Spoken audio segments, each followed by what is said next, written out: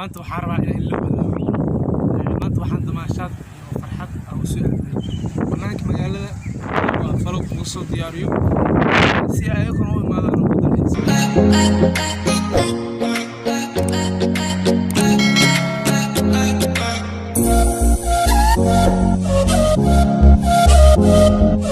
ما شاء الله dalkeena si u qurux badan yahay ما شاء الله qof walba waxaan rabaa commentiga inuu ku soo qoro bal wuxuu ku qiimeyn lahaa quruxdan iyo sawirkan quruxda badan uu arko walaalayaal oo ma